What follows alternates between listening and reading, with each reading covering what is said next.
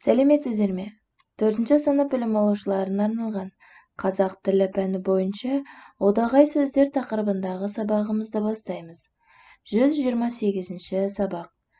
Бүгінгі оқу мақсатымыз сұхбаттасының жасын, жай-күйін ескере отырып, белгілі бір тақырып аясында тілдік нормаларды сақтап әңгімелеу.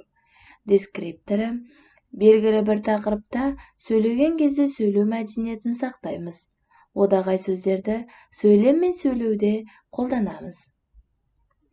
Ендеше оқулығымыздың 121 бетіндегі 40-шы жаттығуға назар аударамыз.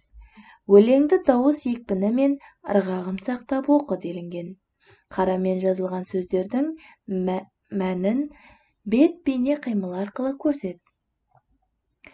Қарамен жазылған сөздердің мағынасына, тыныс белгілеріне назар аудар.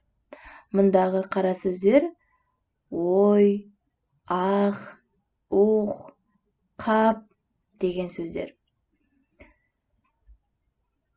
Бұл сөздердің мағынасы қандай? Демек, бұл ой, ах, ух деген сөздер бұл бір көңіл күйдің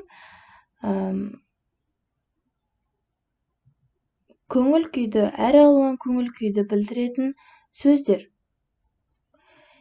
Ендеше осындай әр алуан көңіл күйді білдіретін сөздерді не деп атаймыз?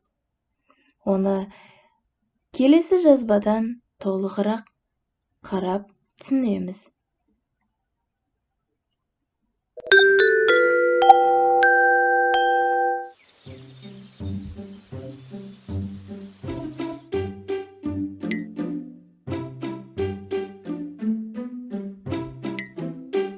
Құлыншағым менің, құрау-құрау, сен менің секеңдеген лағымсың, шөре-шөре лағым.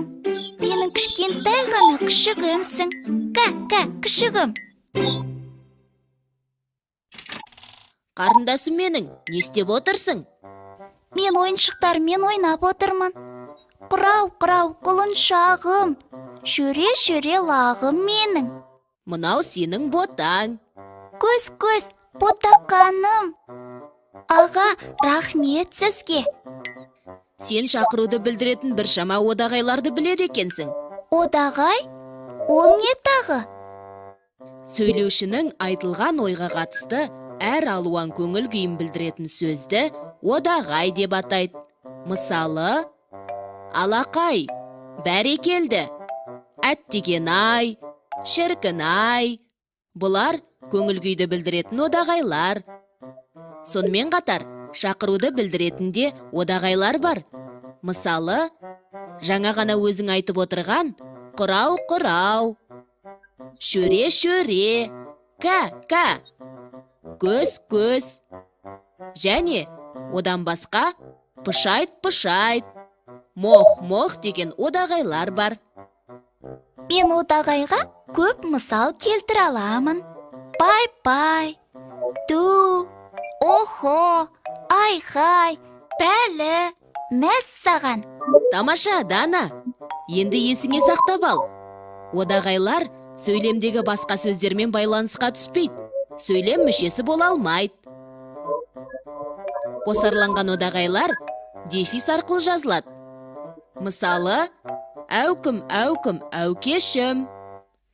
Одағайлар сөйлем мүшесінен үтір немесе леп белгісімен ажыратылады. Мысалы, алақай, біз білдірген теруге барамыз. Одағайлар сөйлемнің басында, ортасында және соңында да келе береді. Соған сәйкес тыныс белгілері де өзгеріп отырады. Мысалы, мен тезірек үлкейсем, шіркін.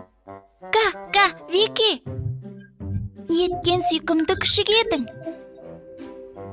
Көрдің бе, Дана? Біз одағай сөздерді күнделікті өмірде көп пайдаланамыз.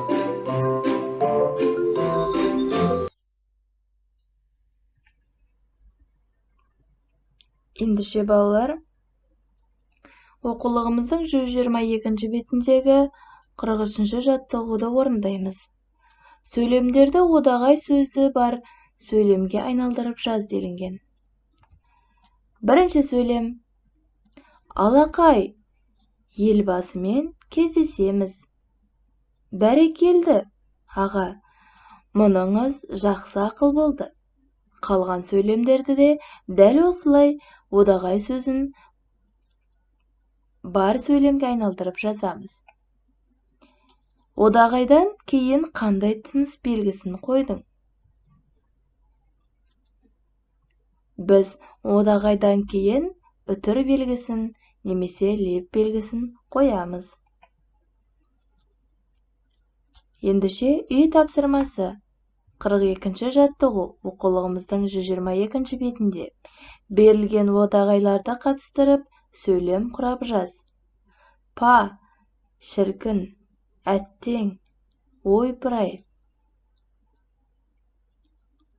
Ендеше осы тапсырмалар бойынша кері байланыс жасаймыз. Осымен бүгінгі сабағымыз аяқталды. Сау болыңыздар.